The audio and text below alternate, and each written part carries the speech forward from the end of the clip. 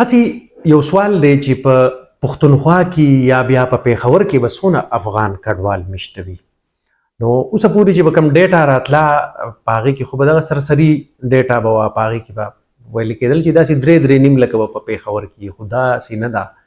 د 10 لکو نه سیوا افغان کډوال چې کوم دي نو هغه په پېښور کې میشته دي. باقاعده ډیټا د هغې کورونه کم ځای دي دغه ټول راغلي دلته. زه به تاسو ته اوس وښیم چې ټول نه زیات کم ځای دي، بیا داسې نور کم ځایونو کې دوی پاتې کېږي. خو دا ډیټا ولې راغونډه کړې شوه، راجمع کړې شوه؟ د دې ډیټا په نتیجه کې به د دې الریډي دغه فهرستونه چې کوم دي، لیسټونه چې دي، نو دا د FIA سره او د پولیسو سره شیر شوي دي. په دې کې به اوس دوی کور په کور اپریشن کوي، د شپې به کوي، ځکه چې د شپې تر څو دغه نارینه چې کوم دي نو دوی هم کور وي، د شپې به اپریشن کوي، کور په کور به کوي، درې ایجنسۍ به کوي، پولیس به وي، FIA به وي او رینجر یا آرمي والا به وي. ها، په دې کې اوس یو خبره دا ده چې ځینې خلک پکې په ویزه باندې راغلي دي. په پېښور کې اوس هم داسې کسان شته چې د هغوی سره ویلډ ویزه ده، نو هغه په دغې 10 لکو کې صرف 10,000 دي. په دې کې صرف ځینې کسان پکې په سټوډنټ ویزه باندې راغلي دي، نو هغه هم 3,000 دي. نو که دغه ټول تی مونږ لري که خو 14,000 شول، دا نور بیا ټول ایلیګل دي. ښه، په دې کې ځینې کیسونه داسې هم دي چې هغه یعنی په ښځه او خاوند کې یو تن افغانۍ وي او یو پاکستانی وي، نو د هغې دپاره خو هم دغه ده چې هغې عموماً کیسونه اچولي دي په کورټس کې. هغې ته بیا POC یعنی پاکستان اوریجن کارډ چې کوم دی نو هغه ورکولی کېږي، او په دغې کې دغه هم وي چې زر تر زره دوی د عدالت سره رجوع وکړي، نو عدالت د دوی په کیس کې آرډر پاس کی او په هغې کې بیا عدالت عموماً په نورو کیسونو کې عدالت دا ویلي دي چې دوی به تاسو نه ډیپورټ کوئ تر څو د دوی باره کې نادره او یا دغه کومې متعلقه ادارې دي هغې فیصله وکړي. خو د هغې فیصله هم بیا دغه چې هغې ته بیا POC کارډس چې کوم دي نو هغه جاري کړی شي.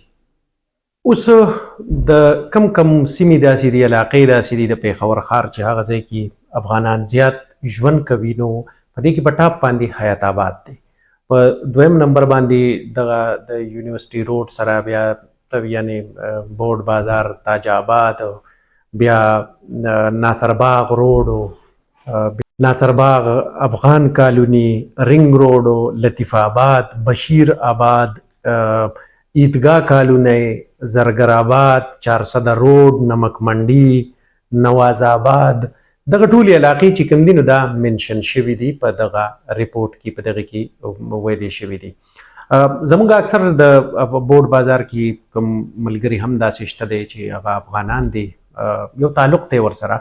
د هغې نه چې موږ تپوس کوو نو هغې اکثر په دغه حالاتو کې وایي، هغې وایي چې یار موږ دلته کې ټول انویسټمنټ کړی دی، افغانستان په سترګو نه دی لیدلی، زموږ دپاره دا خبره ډېره زیاته ګرانه ده. ځینې ملګري به زما په دې ویلاګز باندې اکثر یو ټکی استعمالوي او هغوی وایي نمک حرامه. نو مهرباني وکړئ تاسو زما دغې وال ته مه راځئ. د هغې وجه دا ده چې نمک حرامه او نمک حلال خو هغه چې ستاسو نمک وخوري. افغانان هغه خلک دی چې دوی د چا نمک نه دی خوړلی، هغه به تاسو کتلي دي به خپل نمک خوړلی.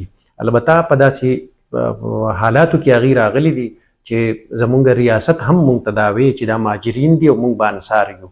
هغه ټایم کې د ریاست پالیسي دغه وه، نو مونږ به وی چې دغه دی، بیا هم مونږ انصار یعنی بینګ انصار مونږ داسې هیڅ قسمه دغه نه دی کړی چې موږ دغې خلکو له کورونه ورکړي دي، دغه نه ورکړي، خو کورونه ورکړی په کرایه ورکړی دی، کسن ورکړي دي په کرایه ورکړي دي.